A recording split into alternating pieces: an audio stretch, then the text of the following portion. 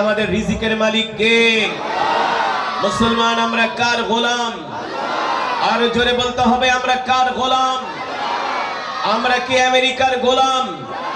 আমরা কি মোদির গোলাম? মুসলমান কি রাশিয়ার গোলাম? মুসলমান এক আল্লাহর গোলাম, ঠিক কিনা বলে? মুসলমানের শিকড় দিল্লি নয়, রাশিয়া নয়, জার্মান নয়, ফ্রান্স নয়, মুসলমানের শিকড় হলো মদিনায়, ঠিক কিনা বলে? যে কোরআন আল্লাহ তাআলা হেরা গুহায় নাজিল করেছেন বিশ্ব নবীর উপরে,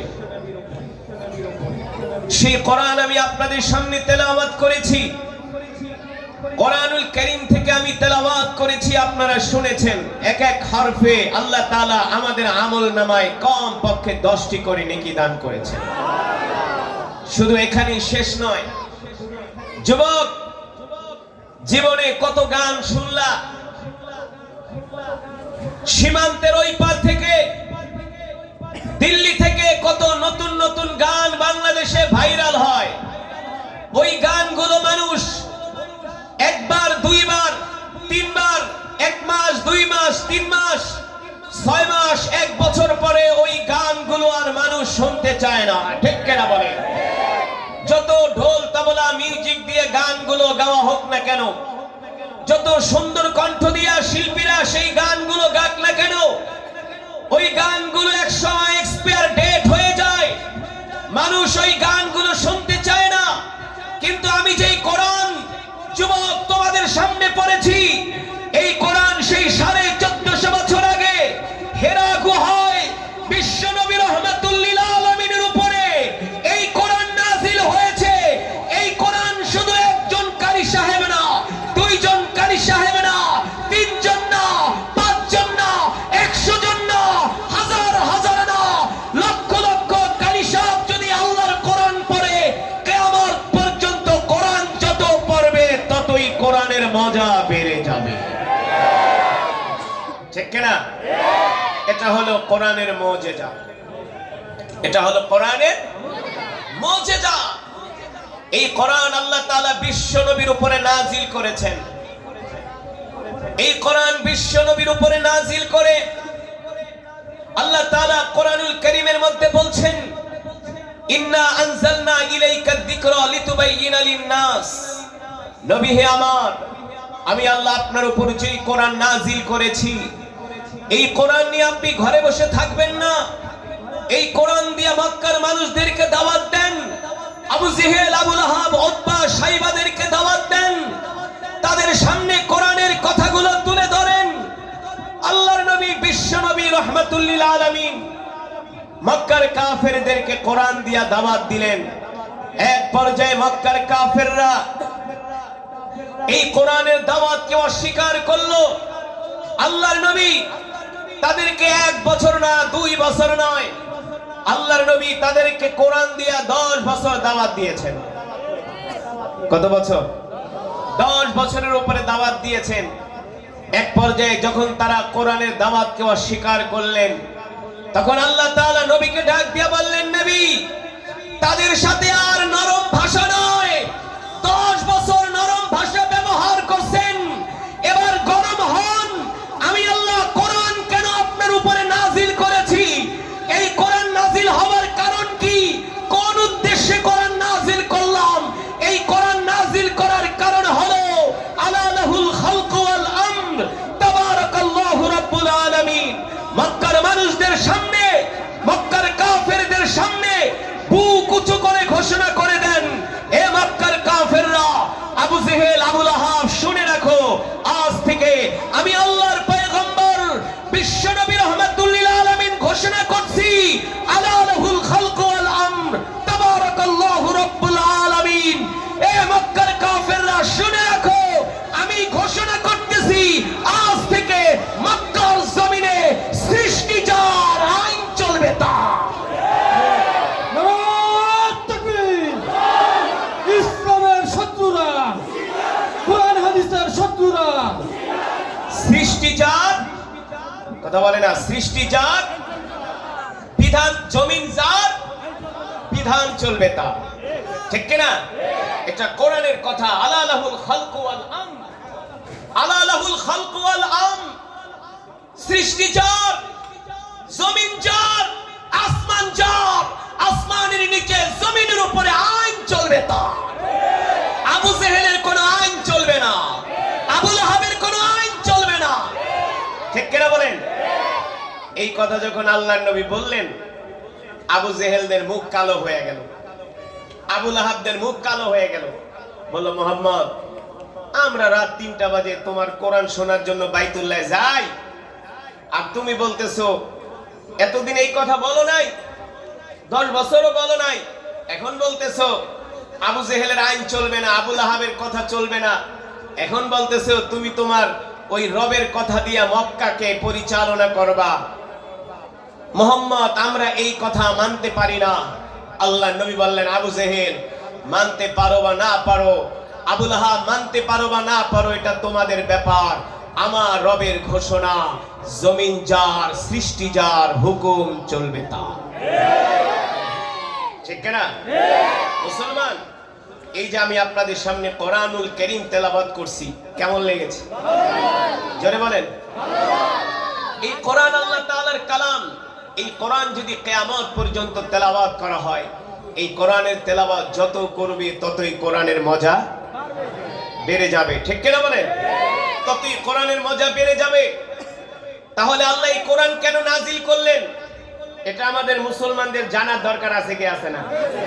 এই যুবক ভাইরা, তেজগাঁও অঞ্চলের যুবক বন্ধুরা, আমি কারি আসাদ তোমাদেরকে আজকে বলে গেলাম, যেই কথাগুলো বলবো এগুলো তোমরা আজও পর্যন্ত শোনো নাই। তোমরা মনে করছো আল্লাহ কোরআন নাজিল করছে শুধু খতম করার লেগা। হ্যাঁ, বাপ মরে যাবে 40 দিন পরে 10 জন ইমাম দাওয়াত দিয়া 10টা গরু জবাই করে জনমের মতো বিরিয়ানি খাইবা, খিচুড়ি খাইবা, এই কারণে আল্লাহ কোরআন নাজিল করছে? কোরআন কি আল্লাহ তাবিজ লেখার জন্য নাজিল করছে? জোরে বলুন। কোরআন কি আল্লাহ পানি পড়া দেওয়ার জন্য নাজিল করছে? বছরে 1 দিন 2 দিন কোরআন তেলাওয়াত শুনবা, ওয়াজ মাহফিল শুনবা, মনে করেছো কি বন্ধু কোরআনের হক আদায় হয়ে গেছে? এত সোজা? যুবক, কুল্লুকুম রাঈন ওয়া কুল্লুকুম মাসউলুন আন রাঈয়াতিহি।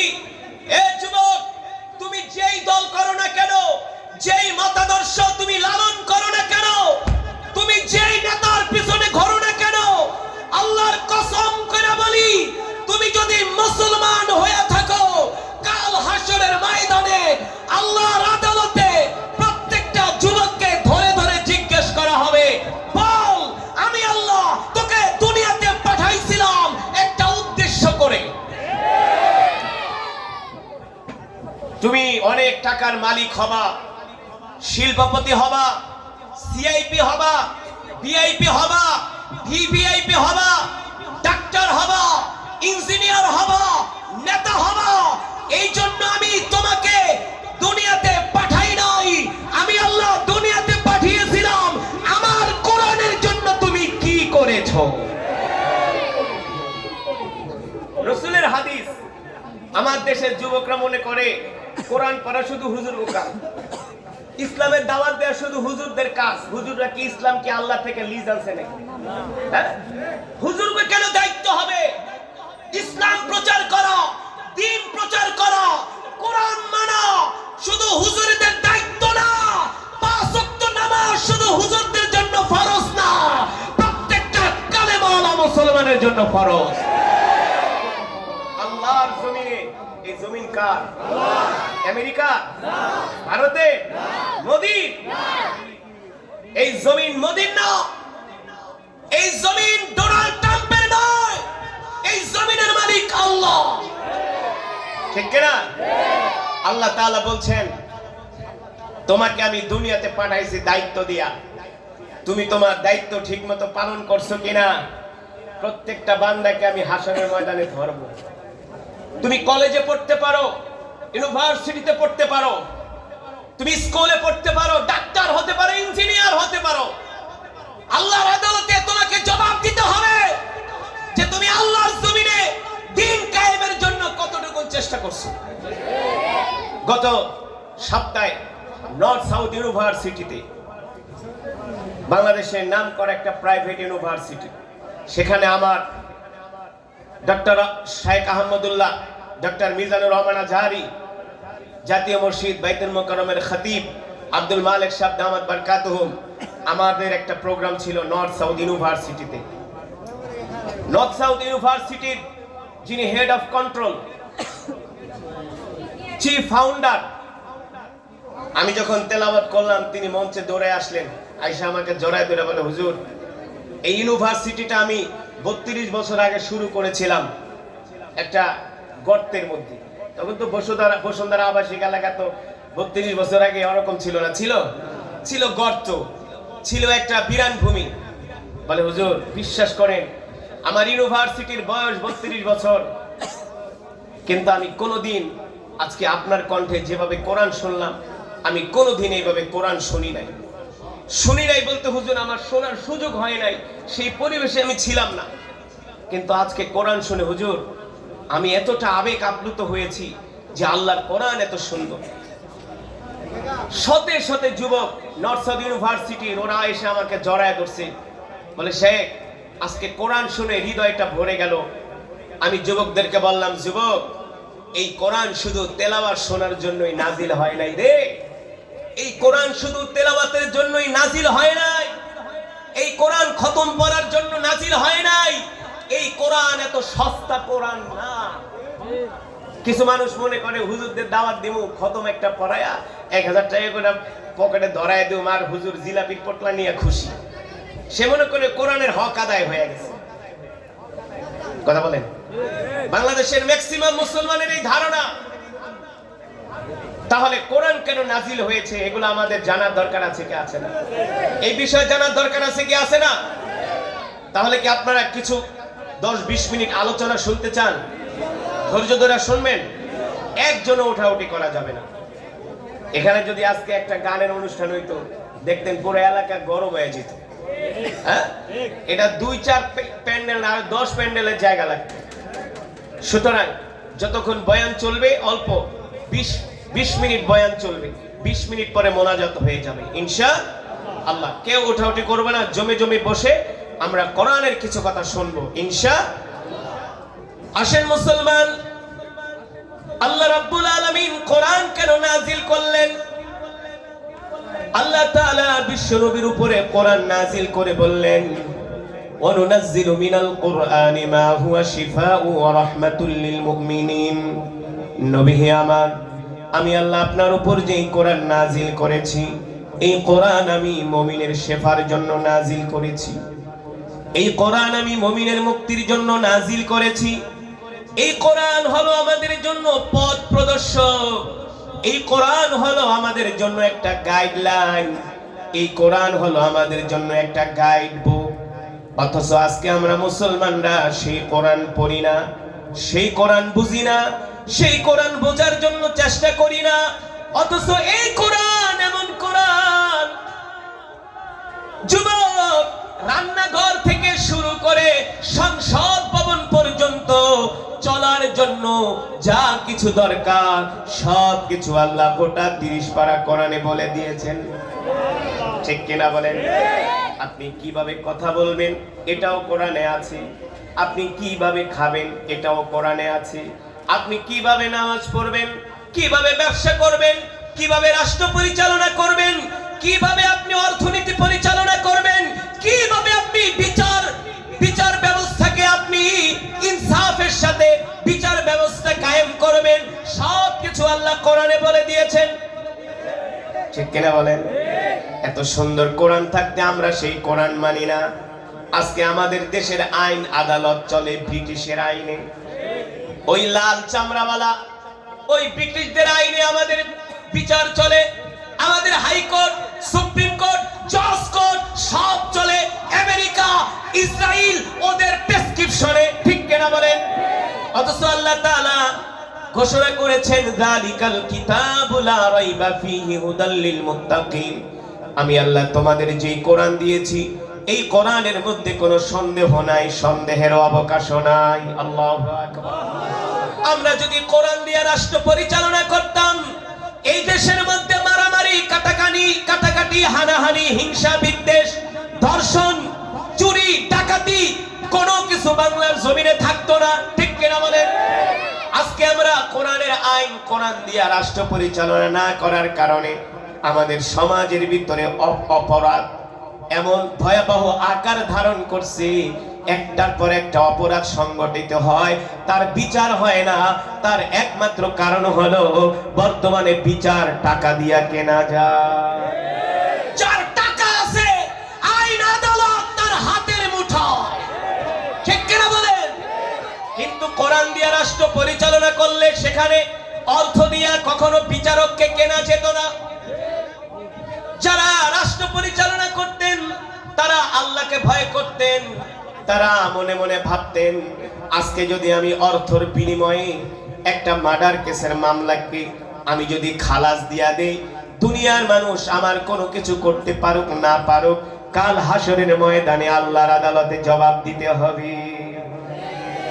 আল্লাহ নবী, বিশ্ব নবী কেমন করে কোরআন দিয়ে রাষ্ট্র পরিচালনা করছেন? আল্লাহ নবী যখন মদিনার প্রেসিডেন্ট, এ যুবক, তোমার নবী শুধু নবী না, তিনি কিন্তু মদিনার প্রেসিডেন্টও ছিলেন, ঠিক কিনা বলেন? তিনি এমন নবী, ওয়ামা আরসালনাকা ইল্লা রাহমাতাল লিল আলামিন, কুল কায়নাতের নবী, তাম পৃথিবীর জন্য রহমত। সেই বিশ্ব নবী মদিনার প্রেসিডেন্ট, মদিনার ক্ষমতা যার হাতে, মক্কার ক্ষমতা যার হাতে, তিনি হলেন রহমাতুল লিল আলামিন। আল্লাহ নবী মসজিদে নববীর বারান্দায় বসে আছে, বুখারীর বর্ণনায় আসছে, উট ভর্তি ভর্তি বিভিন্ন জায়গা থেকে খাবার আসতেছে, খাবার। ও যুবক, কেমন করে আল্লাহর নবী রাষ্ট্র পরিচালনা করেছিলেন? কি ছিল তাদের রাষ্ট্র পরিচালনার পদ্ধতি? আল্লাহর নবী মসজিদে নববীর বারান্দায় বসে আছেন, দূর দূরান্ত থেকে উট ভর্তি খাবার আসতেছে, খাবার স্তূপ হয়ে আছে মসজিদে নববীর বারান্দায়, শতে শতে খাবারের বস্তা। কিন্তু মদিনার প্রেসিডেন্ট বিশ্ব নবীর ঘরে 3 দিন পর্যন্ত চুলায় আগুন জ্বলে না। কয়দিন? আপনারা শুনছেন জো বাইডেন 3 দিন পর্যন্ত না খায়া ছিল, ট্রাম্প মোদি না খায়া ছিল।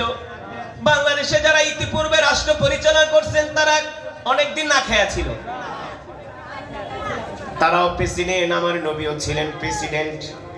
3 দিন পর্যন্ত আল্লাহর নবীর ঘরের চুলায় আগুন জ্বলে না, অথচ গুদামের মধ্যে খাবারের অভাব নাই। হযরত হাসান হুসাইন না খেয়ে আছে, হযরত আলী পর্যন্ত না খেয়ে আছে, হযরত ফাতেমা না খেয়ে আছে। ছোট হাসান হুসাইন দেখছেন নানা জানের সামনে খাবারের বস্তা, ছোট মানুষ দৌড়ায় গেছে মার কাছে, মা দেখছি নানা জান খাবারের বস্তা নিয়ে বসে আছে, আমাদের ঘরে তো 3 দিন চুলায় আগুন জ্বলে না, তুমি যে একটু নানা জানকে বলো আমাদেরকে যাতে 1 কেজি আটা দেয়, কয়েকটা রুটি যদি আমাদেরকে বানায় দাও, আমরা 2 ভাই হাসান হোসেন খাইতাম।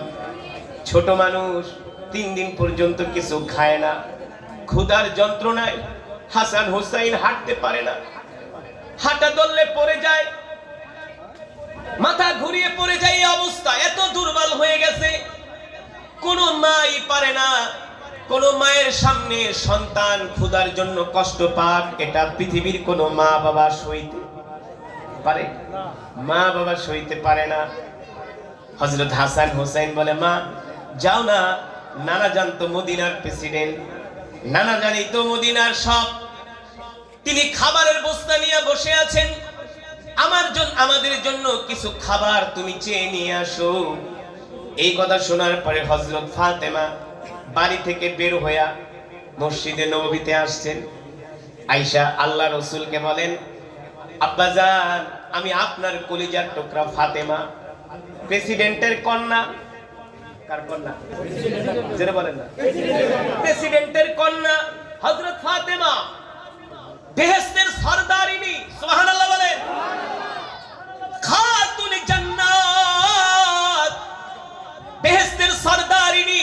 ফাতেমাতুজ জহরা রাদিয়াল্লাহু তাআলা আনহা। আল্লাহু আকবার। হযরত ফাতেমা হবেন বেহেশতের নারীদের সরদার, আর হযরত হাসান হুসাইন হবে বেহেশতের যুবকদের সরদার। সুবহানাল্লাহ বলবেন না? হযরত ফাতেমা এসে বলে, আব্বা জান, আপনি তো মদিনার প্রেসিডেন্ট, আমি আপনার কন্যা। আব্বা জান, আপনার কাছে একটা ছোট্ট দরখাস্ত নিয়ে আসছি, ফিরিয়ে দিবেন না, ফিরিয়ে দিবেন না। আল্লাহ রাসূল বলে, ফাতেমা বলো বলো কি দরখাস্ত নিয়ে আসছো? আব্বা জান, 3 দিন পর্যন্ত ঘরের চুলায় আগুন জ্বলে না, হাসান হোসেন না খেয়ে আছে, আলীও না খেয়ে আছে, আপনিও তো না খেয়ে আছেন। বেশি কিছু চাই না, 1 কেজি আটা দেন। কয় কেজি? জোরে বলে। এ যুবক, ভালো করে শোনো, তোমাদের নবী আমাদের নবী রাহমাতুল লিল আলামিন কেমন শাসক ছিলেন? হযরত ফাতেমা বলে, 1 কেজি আটা দেন, কয়েকটা রুটি বানাবো, হাসান হোসেন খাবে। আব্বা জান, আমার স্বামী আলী না খেতে খেতে, আলী এখন আর হাইটে মসজিদেও যেতে পারে না। আলী কাঁপিয়ে কাঁপিয়ে পড়ে যায়। আলীও খাবে, আমিও খাবো, আপনিও খাবেন। 1 কেজি আটা দেন, কয়েকটা রুটি বানায়া 3 দিন পরে আমরা একটু খাই। আব্বা জান, ফিরিয়ে দিয়েন না। আল্লাহ নবী ডাক দিয়ে বলে, ফাতেমা রে শোনো, আমি তোমাকে 1 কেজি আটা না, আমি যদি তোমাকে 10 বস্তা আটাও দিয়া দেই, কারো কাছে আমার জবাবদিহি করতে হবে না, কারণ আমি মদিনার প্রেসিডেন্ট। আল্লাহ নবী কি কারো কাছে জবাব দিতে হবে নাকি? কারো কাছে জবাব দিতে হবে না। কিন্তু ফাতেমা তুমি শোনো, এ ফাতেমা শোনো, তুমি আমার কাছে 1 কেজি আটা চেয়েছো, তুমি জানো না আমার অনেক সাহাবীরা বদরের যুদ্ধে শহীদ হয়ে গেছে, আমার অনেক সাহাবীরা উহুদের ময়দানে শহীদ হয়ে গেছে। ওই সাহাবীদের এতিম এতিম সন্তান আছে, ওই সাহাবীদের বিধবা স্ত্রী আছে, ওই এতিম সন্তানরা না খেয়ে আছে। যতক্ষণ পর্যন্ত আমি মদিনার প্রেসিডেন্ট মুহাম্মদ সাল্লাল্লাহু আলাইহি সাল্লাম ওই এতিম সন্তানদের মুখে খাবার তুলে দিতে না পারবো, ততক্ষণ পর্যন্ত মদিনার প্রেসিডেন্টের ঘরে 1 ছটাক আটাও যাবে না। আর আসতে কোন সুবহানাল্লাহ। বর্তমানের প্রেসিডেন্টের মেয়েরা তো যায় বলে, আব্বা আমাদের আটা দেন না, বাজার করে দেন। কি বলে? প্রাডো গাড়ি দেন, ট্যাক্স ফ্রি গাড়ি দেন। আমেরিকা, অস্ট্রেলিয়া, কানাডাতে 100 কোটি টাকা দিয়া বাড়ি কিনা বেগম পাড়া বানায় দেন না। প্রেসিডেন্টের ঘরে খাবার নাই। হযরত ফাতেমা বলে, আব্বা জান ফিরিয়ে দিন না। আল্লাহ নবী বলে, ফাতেমা রে তুমি জানো না আমার অনেক সাহাবীরা, সাহাবীদের বিধবা স্ত্রীরা পর্যন্ত না খেয়ে আছে, তাদের ঘরে বাজার নাই। যতক্ষণ পর্যন্ত আমি ওই বিধবা স্ত্রীদের ঘরে বাজার পৌঁছে দিতে না পারবো, ততদিন পর্যন্ত নবী মুহাম্মদ সাল্লাল্লাহু আলাইহি সাল্লামের ঘরে 1 ছটাক আটাও যাবে না। হযরত ফাতেমা এই কথা শুনা একটু মন খারাপ করছে। আল্লাহ নবী ডাক দিয়ে বলে, ফাতেমা শোনো, তোমাকে কি আমি এর চেয়ে আরো ভালো জিনিস দিব নাকি? যেমন নবী তেমন তার কন্যা। হযরত ফাতেমা একটা মুস্কি হাসি দিয়ে বলে, আব্বা জান বলেন বলেন। বলে, শোনো, আমি তোমাকে 3টা তাসবিহ শিখায় দেই, এই 3টা তাসবিহ পড়তে পড়তে তুমি বাড়িতে চলে যাও। দুনিয়ার খাবারের চেয়ে আল্লাহ জান্নাতে তোমার জন্য উত্তম খাবারের ব্যবস্থা করবে। আল্লাহ রাসূল বলে, তুমি সুবহানাল্লাহ, আলহামদুলিল্লাহ, লা ইলাহা ইল্লাল্লাহ, আল্লাহু আকবার, ওয়ালিল্লাহিল হামদ। ফাতেমা, এই 3টা তাসবিহ পড়তে বাড়িতে চলে যাও, আল্লাহ তোমাকে এর চেয়ে জান্নাতে উত্তম খাবারের ব্যবস্থা করবে। আমরা হইলে কি বলতাম? আপনারে বাপ বইলা পরিচয় দিব না। হ্যাঁ, আপনি প্রেসিডেন্ট, আপনি চাইলে তো বাংলাদেশের অর্ধেক দিয়া দিতে পারেন, মনে হয় আর বাবার দাদার কেলা সম্পত্তি। বর্তমানে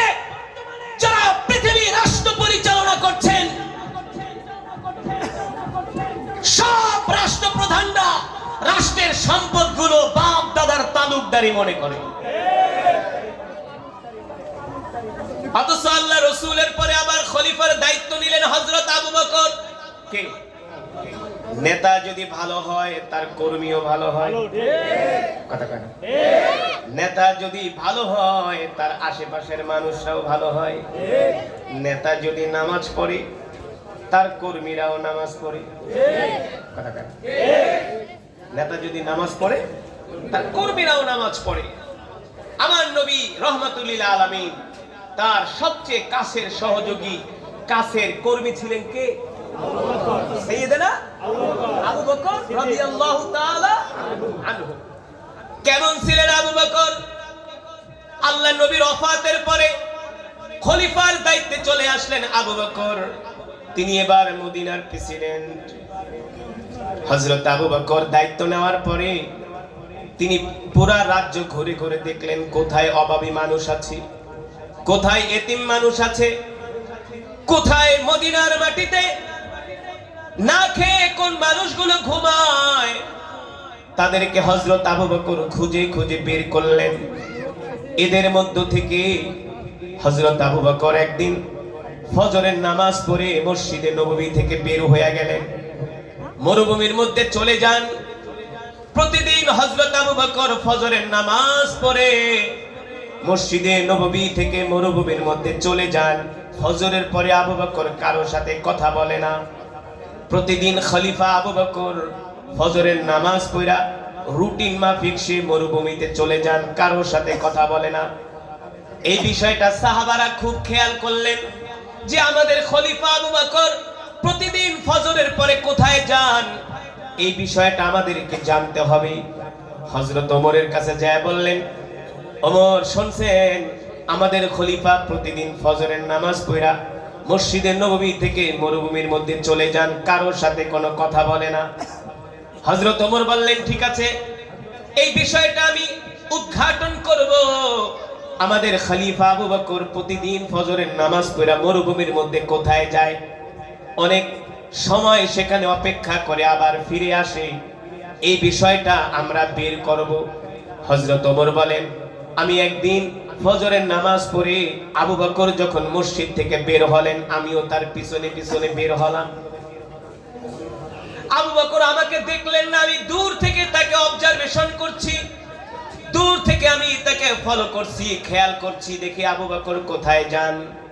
হযরত ওমর বলে, আমি দেখলাম আবু বকর মরুভূমির মধ্যে দিয়া হাঁটতে হাঁটতে হাঁটতে হাঁটতে মরুভূমির মধ্যে একটা ভাঙ্গা ঘর, একটা কুঠুরির মধ্যে আবু বকর ঢুকে যান। সেখানে 1-1.5 ঘন্টা অপেক্ষা করেন আবু বকর। হযরত ওমর বলে, আমি যে সেই ঘরের একটা দরজার পাশে নিজেকে আড়াল করে রাখলাম, লুকিয়ে রাখলাম যাতে আবু বকর আমাকে না দেখে। আবু বকর যখন ঘর থেকে বের হলেন 1-1.5 ঘন্টা পরে, আমি দরজার এক জায়গায় যে এমন ভাবে আড়াল করলাম আবু বকর আমাকে আর দেখতে পেলেন না। তিনি ঘর থেকে বের হইয়া মসজিদে নববীর দিকে আসতেছেন। আমি আবু বকর যখন ঘর থেকে বের হয়ে গেলেন আমি আস্তে করে ওই ভাঙ্গা ঘরের মধ্যে ঢুকে গেলাম, এটা বোঝার জন্য যে আবু বকর প্রতিদিন এই ঘরের মধ্যে আইসা কি করে এটা আমার জানার আগ্রহ। হযরত ওমর বলে, আমি ওই ভাঙ্গা ঘরের মধ্যে ঢুকে দেখলাম ওই ঘরের মধ্যে একজন অন্ধ মহিলা বাস করে। সুবহানাল্লাহ বলে। ওই ঘরের মধ্যে একজন অন্ধ মহিলা বাস করে। মহিলা হাঁটতে পারে না, চলতে পারে না, বয়সের ভারে মহিলা দুর্বল হয়ে গেছে, হাঁটা চলার সক্ষমতা টুকুন তার নাই, দ্বিতীয়ত সে চোখেও দেখে না। হযরত ওমর ওই মহিলাকে যা জিজ্ঞেস করলেন, ও অন্ধ মহিলা, বলো প্রতিদিন তোমার ঘরে একজন লোক আসে, সে কি করে? আমি দেখি প্রতিদিন তোমার ঘরে একজন লোক আসে, ফজরের পরে এই লোক এসে তোমার ঘরে কি করে? অন্ধ মহিলা বলে, বাবারে, আমার ঘরে প্রতিদিন একজন লোক আসে, তবে কে আসে সেটা তো আমি দেখি না, কারণ আমি তো চোখে দেখি না। ওই লোকের পরিচয় আমি জানি না, ওই লোকের চেহারাও আমি দেখি না, দেখতে পারি না, আমি তো অন্ধ। ওই লোক কোত্থেকে আসে সেটাও আমি জানি না, কোথায় যায় সেটাও জানি না, কি তার পরিচয় সেটাও আমি জানি না, কোন বংশের মানুষ সেটাও আমি জানি না। হযরত আবু বকর বলেন, তাহলে বলো ওই লোকটা প্রতিদিন তোমার ঘরে আইসা কি করে? এবার অন্ধ মহিলা বলে, শোনো, আমি তো অন্ধ, আমি তো চলাচল করতে পারি না, আমি নিজে একা চলাফেরা করতে পারি না, রান্না তো কোনো করতে পারি না, আমি আমার ঘরের কাজ কর্ম পর্যন্ত করতে পারি না। আমার ঘরে যেই লোক ফজরের পরে আসে, ওই লোক এসে তিনি আমার পরিধেয় বস্ত্রগুলো নিজের হাত দিয়ে ধুয়ে দেয়। তিনি কে? আবু বকর কে? প্রেসিডেন্ট। আবু বকর প্রেসিডেন্ট। যুবক, এ যুবক শোনো, আবু বকর খলিফা, মদিনার প্রেসিডেন্ট। অন্ধ মহিলা বলে, আমি তো তার পরিচয় জানি না, তাকে দেখিও না, তবে ওই লোক প্রতিদিন আমার বাড়িতে আইসা তিনি আমাকে জিজ্ঞেস করে, অন্ধ, তোমার পরিধেয় বস্ত্রগুলো আমাকে দাও, যেগুলো ময়লা যুক্ত কাপড় আমাকে দাও। আমি আমার কাপড়গুলো তার কাছে দিই, সে তার নিজের হাত দিয়ে আমার কাপড়গুলো ধুয়ে দেয়। তারপরে জিজ্ঞেস করে, বৃদ্ধ, তোমার আর কি প্রয়োজন আছে? আমি বলি, আমার প্রয়োজন তুমি আমার থালা বাটিগুলো ধুয়ে দাও। ওই লোক তার নিজ হাত দিয়া থালা বাটিগুলো ধুয়ে দেয়। তারপরে জিজ্ঞেস করে, অন্ধ, এবার বল আমি তোমার কি খেদমত করতে পারি? বলে, তুমি আমার ঘরটা ঝাড়ু দিয়ে দাও। সুবহানাল্লাহ। তারপরে জিজ্ঞেস করে, অন্ধ, বলো তোমার আর কি কাজ বাকি আছে? অন্ধ বলে, আমি তো ক্ষুধার্ত। এই কথা শোনার পরে ওই লোক প্রতিদিন নিজের হাত দিয়া রুটি বানায়া তার নিজ হাত দিয়ে আমাকে খাওয়ায় দেয়। শুধু একদিন না, 2 দিন না, 3 দিন না, মাসের পর মাস, বছরের পর বছর। সুবহানাল্লাহ বলে। এই কথা শোনার পরে হযরত ওমর ওই বৃদ্ধা মহিলার পাশে হাঁটু গেড়ে বসে আকাশের দিকে হাত উঠায়া হযরত ওমর আবু বকরের জন্য দোয়া করতেছে আর বলে, আল্লাহ, আপনি আবু বকরের উপরে রহম করেন। এত ভালো একজন শাসক আমাদেরকে দিয়েছেন, এত ভালো একজন খলিফা আমাদেরকে দিয়েছেন আল্লাহ, যিনি এই অন্ধকে যেভাবে খেদমত করতেছেন, আল্লাহ, মনে হয় না আবু বকরের মতো আমরা মানুষের এইভাবে সেবা করতে পারবো। সুবহানাল্লাহ। এই কথা বলার পরে হযরত ওমর বলে, বৃদ্ধ, তুমি কি জানোনি তোমার ঘরে কে আসে? বলে, আমি তো জানি না, আমি তো তার পরিচয় জানি না, তাকে দেখিও না, আমার তো চোখ নাই, আমি তো অন্ধ।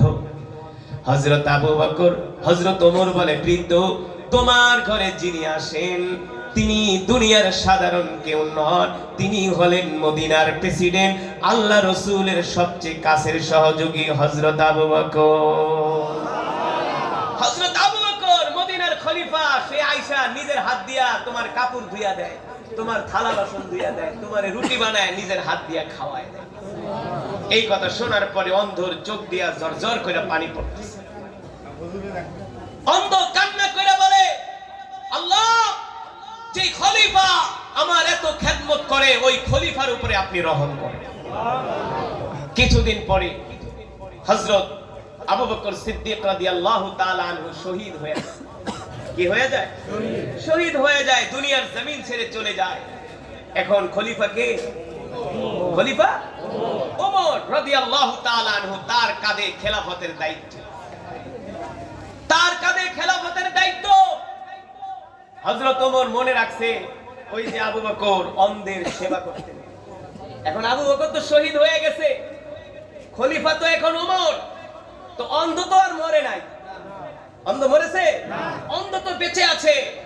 হযরত ওমর মনে মনে ভাইবা রাখছেন, তার মেমোরিতে আছে যে যেমন কইরা আবু বকর অন্ধের খেদমত করছে, আবু বকরের পরে এখন সেই অন্ধের খেদমত করার দায়িত্ব ওমরের ঘাড়ে এসে পড়েছে।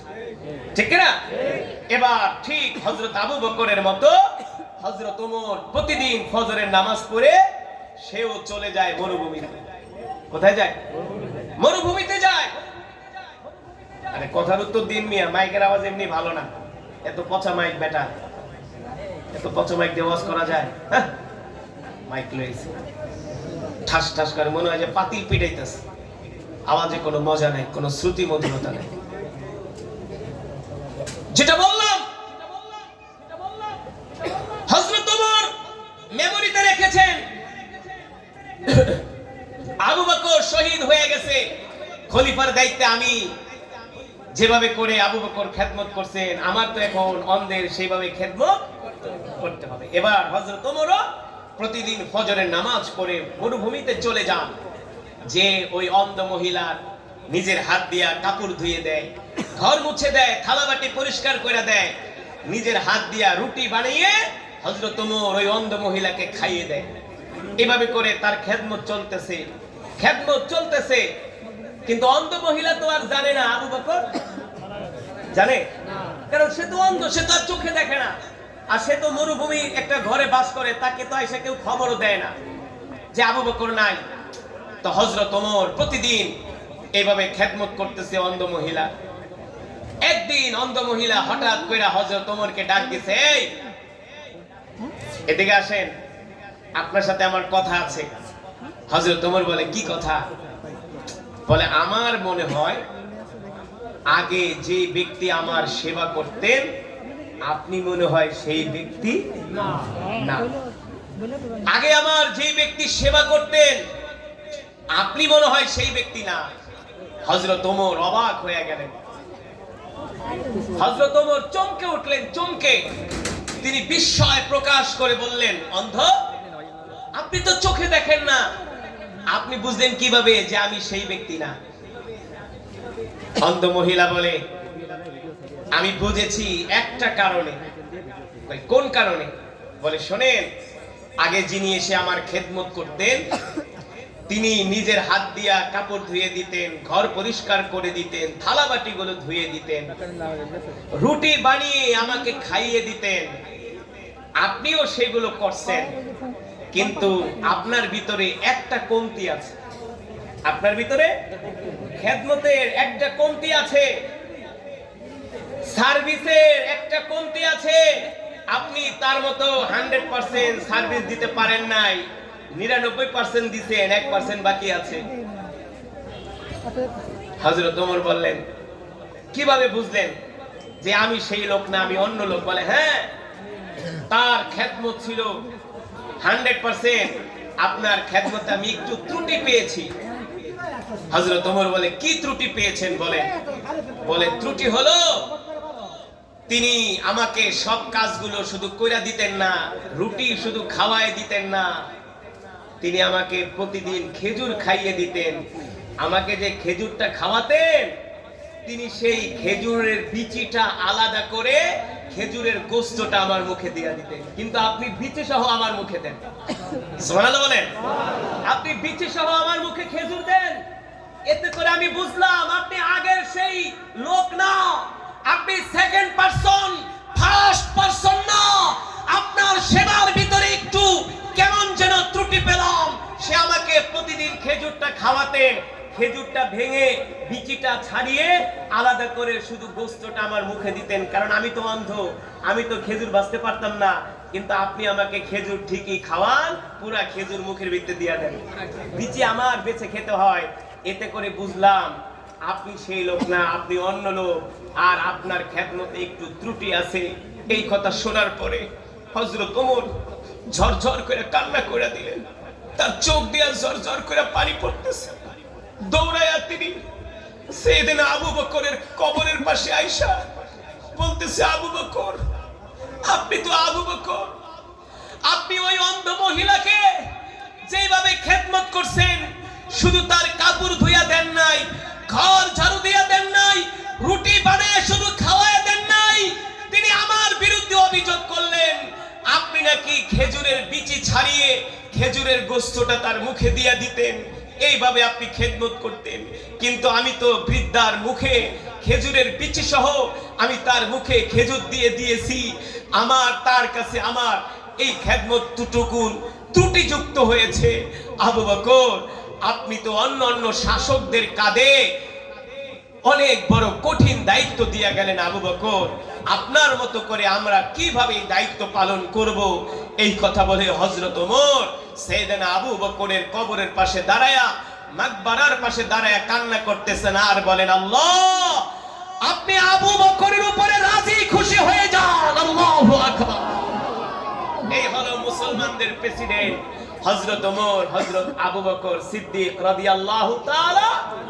শুধু ওমরের এখানেই শেষ নয়, হযরত ওমর যখন মদিনার খলিফা, অর্ধজাহানের বাদশা, অর্ধজাহানের বাদশা, এই খলিফা নিজের মাথায় উটের আটার বস্তা নিজের মাথায় বহন করে রাত্রবেলা ঘুরা ঘুরা ক্ষুধার্তদের ঘরে আটার বস্তা পৌঁছায় দিতেন।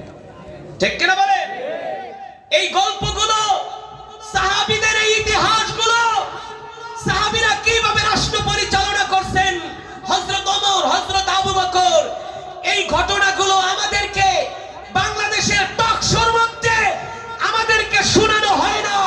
এগুলো নিয়ে আলোচনা করে না, তারা আলোচনা করে মহাত্মা গান্ধীর জীবনী নিয়ে, তারা আলোচনা করে নেলসন ম্যান্ডেলার জীবনী নিয়ে। তারা জানে সাইয়েদনা আবু বকর, ওমর, তারা যেভাবে রাষ্ট্র পরিচালনা করেছেন, এগুলো যদি আলোচনা করা হয় তাহলে তাদের চুরি বাটপারি বন্ধ হয়ে যাবে, চাল চুরি, কম্বল চুরি, তেল চুরি বন্ধ হয়ে যাবে, মহাসড়কের আলকাতরা তারা বিক্রি করে খেতে পারবে না, জনগণকে রোডের বদলে বাস দিতে পারবে না। এই কারণে তারা সাহাবীদের জীবনী টকশোর মধ্যে আলোচনা করতে চায় না। ইসলামের শত্রুরা, তোমার আমার ঠিকানা মদিনা, মদিনা, তোমার আমার ঠিকানা, তোমার আমার ঠিকানা, তোমার আমার ঠিকানা খিলাফা, খিলাফা। মুসলমান, আমি যে কথাগুলো বললাম, আমি আমার ব্যক্তি স্বার্থে বলছি না কোরআন থেকে বলছি, রাসূলের জীবনী থেকে বলছি। আমরা আলেম সমাজ, কাল কিয়ামতের ময়দানে আলেমরা যদি হক কথা না বলে, তাদের জিহ্বা টেনে ফেরেশতারা জিহ্বার ভিতরে লোহার পেরেক মেরে দিবে আর বলবে, তুই আলেম ছিলি, মুরগির রান খাইছস, হক কথা কস নাই। ঠিক না? এই যুবকরাই বলবে হাসরের ময়দানে, আল্লাহ এই হুজুররা আমাদেরকে কোরআন তেলাওয়াত শুনাইছে, কিন্তু কোরআনে আপনি কি বলছেন সেগুলো আমাদেরকে বলে নাই। ঠিক কেন বলেন? এই কারণে বলে গেলাম, যুবক, আল্লাহর কোরআন দিয়ে রাষ্ট্র পরিচালনা করতে হবে, সাহাবীদের আদর্শ দিয়ে রাষ্ট্র পরিচালনা করতে হবে, তাহলে দেশের মধ্যে চুরি, দুর্নীতি, খুন খারাপি, রাহাজানি থাকবে না। বর্তমানে ঢাকার শহরে যে ছিনতাই, চাঁদাবাজি বাড়ছে, ঠিক কেন বলেন? মানুষ অতিষ্ঠ। আমরা যে ওয়াজ করতে যাই, ওয়াজ করে রাত্রেবেলা আসবো, আতঙ্কে থাকি কোন সময় ডাকাইতে দেবো। আমার গাড়ি 4 বার ডাকাইতে ধরছে, কয়বার? আমার গাড়িতে 4 বার ডাকাইতে ধরছে। ধরে গে হুজুর, আমগো কপাল ভালো, শুধু আপনারই পাই। হুজুর যা পাইছেন আমাদেরকে দিয়া দেন, আপনাদের টাকা হালাল, আপনাদের টাকা হালাল। আমার পাশে যিনি বসে আছেন, আমার শ্রদ্ধেয় মহব্বতের বড় ভাই জনি ভাই, আল্লাহ তাআলা তাকে দুনিয়াতে অনেক সম্মান দিয়েছেন, অনেক ইজ্জত দিয়েছেন। তিনি, তার সবচেয়ে বড় গুণ, সে কোরআনকে ভালোবাসে, আলেমদেরকে ভালোবাসে। তার এক ভাই নামাজরত অবস্থায় তিনি ইন্তেকাল করছে, নামাজরত অবস্থায়। আমি তার গ্রামের বাড়িতে কয়েকবার গিয়েছি মাহফিলে। তার বাবা ছিলেন একজন আল্লাহওয়ালা বুজুর্গ, তার দেশে বিশাল মাদ্রাসা, অত্র অঞ্চলের এমন কোন আলেম নাই যার সাথে তার সম্পর্ক নেই, শুধু অত্র অঞ্চলে নেই, ঢাকার শহরে। তো জনি ভাই আপনাদের সামনে কিছু কথা বলবেন, ওঠাউঠি করবেন না, এই মোনাজাত না দিয়ে যাবেন না, বয়ান শেষ হয়নি, একজন উঠবেন না প্লিজ। দুই সাইডে পাহাড় আর শুধু রাস্তা, একটা মানুষও নাই, একটা প্রাণীও নাই, একটা লাইটের আলোও নাই, শুধু যেই গাড়িগুলো আসে এই গাড়িগুলোর আলো। তা আমি হেল্পারকে ডাক দিলাম, এদিকে আসো, এত রাইতে গাড়ি ঠাড়ি চালাও এই মরুভূমির মধ্যে দিয়ে, মিয়া কোনো সমস্যা টমস্যা হয় না? হেল্পার আমার একে হুজুর কি সমস্যা? আমি কই, কয় বছর ধরে সৌদি আরব? কয় হুজুর আমি তো আছি 20 বছর, আর আমার যে ড্রাইভার হ্যাঁ 36 বছর। আমি ড্রাইভারে জিজ্ঞেস করলাম, এই মিয়া গাড়ি চালান 36 বছর ধরে এই রাস্তায়, এমন মরুভূমি, রাত 2টা-3টা বাজে, কোনো সমস্যা হয় না? সে কয় হুজুর কি সমস্যা? আমি বলি ডাকাতি হয় না। কি ডাকাতি? আমি বলি হ্যাঁ। আরে মিয়া যেই মরুভূমির মধ্যে গাড়ি চালান, এই মরুভূমি যদি আমাকে বাংলাদেশে হইতো তাহলে তো সকাল 10টায় ডাকাতি করতো, একেবারে লুঙ্গি ঠুঙ্গি খুলে রেখে দিত। বিশ্বাস করেন আমাকে সিলেট হাইওয়ে রোডে মাধবপুরে ডাকাইতে তো আমার জুতাটা পর্যন্ত লয়ে গেছে, গাড়িতে একটা বালিশটা পর্যন্ত লয়ে গেছে, কত বড় শেষরা। আমি ড্রাইভারে বললাম, মিয়া এই মরুভূমি যদি বাংলাদেশে হইতো রাত 3টা লাগতো না, সকাল 10টায় কাম সেরা ফেলাইতো। হুজুর ডাকাতি তো দূরের কথা, কোন শয়তানও আপনার দিকে ভুলেও তাকাবে না।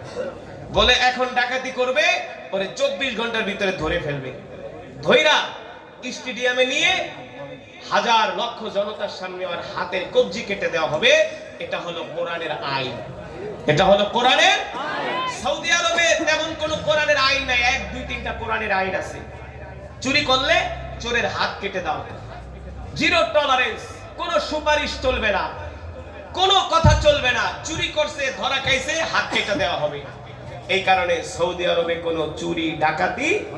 তবে বর্তমানে আমি ড্রাইভারে বললাম, মিয়া রিয়াদে যে বাঙালিকে অপহরণ করে, হুজুর বাঙালিদের যে অপহরণ করে এটা বাঙালিদের করে, কোনো আরবি না, বাঙালিদেরকে করে। এই কারণে বলবো বিশ্বাস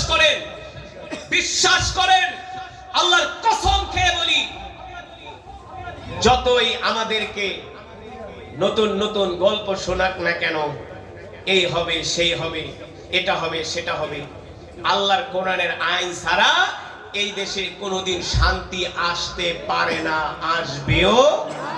এই কারণে আমরা দোয়া করি আল্লাহ তাআলা বাংলার জমিনে কোরআনের শাসন প্রতিষ্ঠা করার তৌফিক দান করুন। এটা আমার তামান্না, আকাঙ্ক্ষা। আপনি যদি বলেন হুজুর আমি আপনার আকাঙ্ক্ষা তামান্নার সাথে এক নাই, আপনি না পারেন, আপনি নাও যদি পারেন, কোন কারণে আপনার মনের ইচ্ছা কিন্তু থাকতে হবে যে আল্লাহ যদি এই দৃশ্যটা দেখতে পারতাম, বাংলার আকাশে, বাংলার সংসদ ভবনে কোন দিন কালেমার পতাকা পথ করে উঠতেছে, এই দৃশ্য যদি দেখে যেতে পারতাম তাহলে কলিজা ঠান্ডা হয়ে যেত। এই কথা যদি আপনি বলতে পারেন তাহলে আপনি মুমিন। আর যদি এই আকাঙ্ক্ষা তামান্না আপনার দিলের মধ্যে না থাকে, আপনি মুসলমান হয়েও নামাজ রোজা কইরাও মরার পরে আপনি মুরতাদ হয়ে মরবেন, আমি কথাটা বলে গেলাম। এই কারণে আমাদের দিলের তামান্না হলো আল্লাহর জমিনে আল্লাহর দ্বীন কায়েম হয়ে যাক। ঠিক কেন বলেন? আল্লাহর জমিনে আল্লাহর দ্বীন কায়েম হয়ে যাক। যাদের দ্বারা বাংলার জমিনে আল্লাহর দ্বীন কায়েম হবে, যাদের দ্বারা, যেই দলের দ্বারা, যেই নেতার দ্বারা, আল্লাহ তাআলা তাদের উপর রহম করুন বলি আমিন। এই বাংলাদেশের উপর রহম করুন বলি আমিন। আল্লাহর বান্দারা, আমরা এখনই মোনাজাত দিব। মোনাজাতের আগে আপনাদের সামনে আজকের মাহফিলের সম্মানিত সভাপতি আমাদের পরম শ্রদ্ধেয় মুহাম্মদ كما باركت على إبراهيم وعلى آل إبراهيم إنك حميد مجيد أستغفر الله الذي لا إله إلا هو الحي القيوم أتوب إليه لا حول ولا قوة إلا بالله العلي العظيم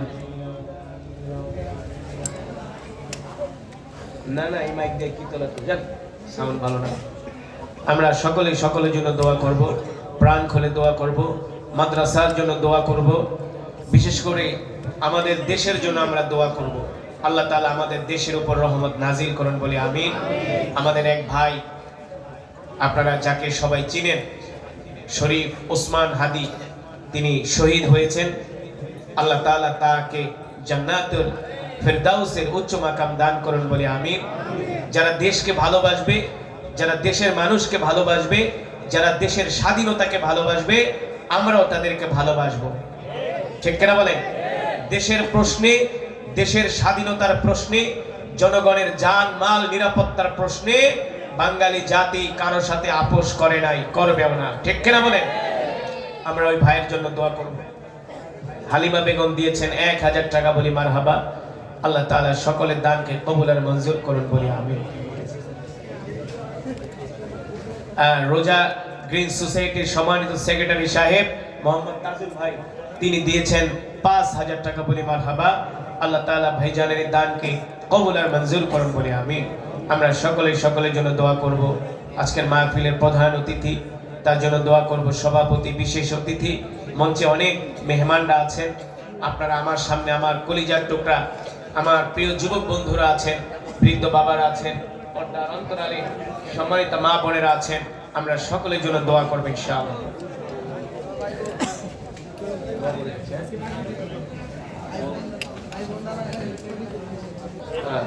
ভাইজানের জামাই, আল্লাহুম্মা আমিন।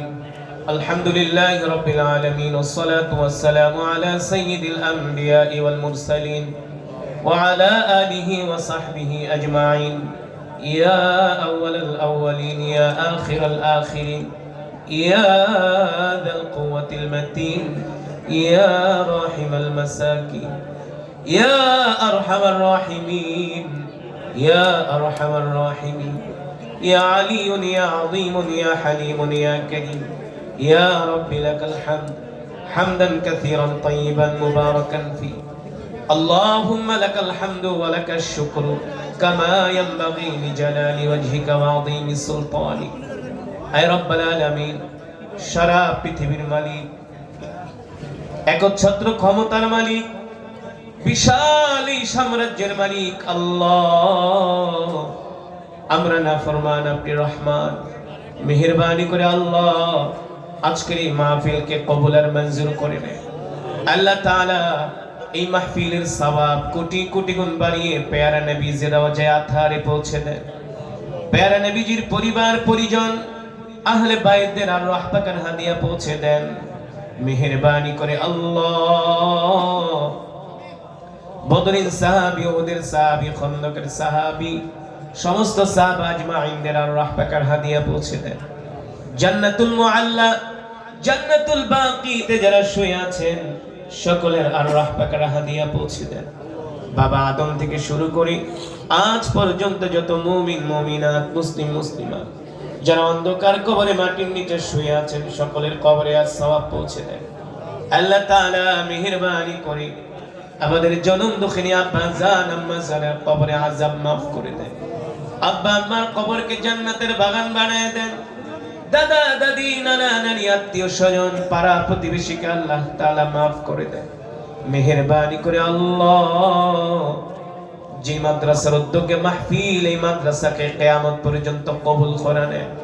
আল্লাহ তাআলা মাদ্রাসার সম্মানিত সভাপতি, সেক্রেটারি, কোষাধ্যক্ষ, সদস্যবৃন্দদেরকে আল্লাহ কবুল করে নেন। অত্র এলাকাবাসীকে কবুল করে নেন। আল্লাহ তাআলা আজকের মাহফিলের প্রধান অতিথি, মাহফিলের সভাপতি, বিশেষ অতিথি, আমন্ত্রিত অতিথি, আমার সামনে বসা আমার কলিজার টুকরা যুবক বন্ধুরা, বৃদ্ধ বাবারা, আমার পিছনে স্টেজে মঞ্চে আল্লাহ আপনার যত বান্দারা বসে আছেন, মেহেরবানি করে আপনি আমাদের তামাম জিন্দেগীর গুনাহগুলো মাফ করে দেন। আল্লাহ তাআলা জীবনে অনেক গুনাহ করেছি, আল্লাহ আমাদের সব গুনাহগুলোকে মাফ করে দেন। আল্লাহ তাআলা জাহান্নামের আগুন আমাদের জন্য হারাম করে দেন। একটা জান্নাতুল ফেরদাউস আমাদের জন্য ওয়াজিব করে দেন। আল্লাহ তাআলা মেহেরবানি করে মালিক, আপনি তো জানেন আপনার বান্দারা কি উদ্দেশ্যে হাত উঠিয়েছে, সকলের মনের নেক আশাগুলো পূর্ণ করে দেন। আল্লাহ তাআলা অত্র এলাকার প্রতিটা ঘরের মধ্যে রহমত বরকত নাজিল করে দেন। আল্লাহ তাআলা আপনি আমাদের দেশের উপর রহমত নাজিল করে দেন। আল্লাহ তাআলা আমাদের দেশের উপরে খাস রহমত নাজিল করে আমাদের দেশ থেকে মারামারি, কাটাকাটি, হানাহানি, হিংসা বিদ্বেষ দূর করে দেন। আল্লাহ তাআলা পরস্পরের ভিতরে আমাদের শান্তি, ভালোবাসা, শৃঙ্খলা আল্লাহ বৃদ্ধি করে দেন। মেহেরবানি করে মালিক আমাদের এই প্রিয় মাতৃভূমি, জন্মভূমির উপরে রহম করেন। আল্লাহ জালেমের জুলুম, শত্রুতমি থেকে আমাদের দেশ, আমাদের জনগণকে হেফাজত করে। আল্লাহ তাআলা বাংলার জমিনে কোরআনের রাজ কায়েম করার তৌফিক দিয়ে দেন। কোরআনের রাজ কায়েম করার জন্য আল্লাহ আমাদের জান মাল, আমাদের সময়, আমাদের রক্তকে কবুল করেন। আল্লাহ তাআলা মেহেরবানি করে মালিক আমাদের এক ভাই আল্লাহ তাআলা যিনি বাংলাদেশকে ভালোবাসতেন, আল্লাহ তাআলা রাজপথে দেশের জন্য আল্লাহ সদা সর্বদা সোচ্চার থাকতেন। শরীফ উসমান বাদী, শরীফ উসমান হাদি ভাইকে, তার কবরকে আল্লাহ জান্নাতের বাগান বানায় দেন। আল্লাহ তার গুনাহগুলো মাফ করে দেন। শরীফ উসমান হাদির মতো আল্লাহ বাংলার প্রতিটা ঘরে ঘরে হাদির মতো সন্তান আল্লাহ কবুল করে নেন। আল্লাহ তাআলা মেহেরবানি করে মালিক অনেক মা বোনের আমাদের সাথে হাত উঠিয়েছেন, মা বোনদেরকে মাফ করে দেন। আল্লাহ তাআলা আজকের এই মাহফিলে প্রধান অতিথি, সভাপতি, সেক্রেটারি, আমন্ত্রিত অতিথি, আপনার পেয়ারা বান্দারা যারা আপনার হাবিবের ঘরে দান করছে, সকলের দানকে কবুল করে নেন। আল্লাহ তাআলা সকলের দানকে কবুল করে নেন। আপনার হাবিবের ঘরের খাদেম হওয়ার তৌফিক দিয়ে দেন। মালিক গো, আপনার কাছে ফরিয়াদ, মৃত্যু তো দিবেন, এই মৃত্যুটা আমাদেরকে জিহাদের ময়দানে দিয়ে, মদিনার মাটিতে মৃত্যু দিয়ে, রমাদান মাসে রোজা অবস্থায়, শুক্রবারে জুমার দিনে মৃত্যু দিয়ে, কোরআন তেলাওয়াত অবস্থায় মৃত্যু দিয়ে, আল্লাহ তাআলা সিজদা অবস্থায় মৃত্যু দিয়ে, নাফরমান বেঈমান বানায়া কবরে ডাক দিয়েন না, জান্নাতি বানায়া কবরে ডাক দিয়ে, জান্নাতি বানায়া কবরে ডাক দিয়ে। আল্লাহ তাআলা আমাদের মধ্য থেকে আমরা যারা অসুস্থ সুস্থতা দান করে দেন, পরিপূর্ণ শেফায়ে আজেলা কামিলা দায়মা নসিব করে দেন। আল্লাহ তাআলা আপনি আমাদের ব্যবসা বাণিজ্যের ভিতরে বরকত দিয়ে দেন, চাকরির ভিতরে প্রমোশন দিয়ে দেন। আল্লাহ তাআলা আমার প্রতিটা যুবক ভাইদের জন্য আল্লাহ আপনি হালাল রিজিকের ব্যবস্থা করে দেন। যেই যুবক ভাইদের চাকরি নাই, চাকরির ব্যবস্থা করে দেন। যারা ব্যবসা করে বরকত দিয়ে দেন। যারা ঋণগ্রস্ত, ঋণ পরিশোধ করার তৌফিক দিয়ে দেন। বাংলার প্রত্যেকটা যুবককে আল্লাহ দ্বীনের জন্য ইসলামের সৈনিক হিসাবে কবুল করে নেন। রব্বানা আতিনা ফিদ দুনিয়া হাসানা ওয়া ফিল আখিরাতি হাসানাতাও ওয়া কিনা আযাবান নার। সুবহানা রাব্বিকা রাব্বিল ইজ্জাতি আম্মা ইয়াসিফুন ওয়া সালামুন আলাল মুরসালিন والحمد لله رب العالمين।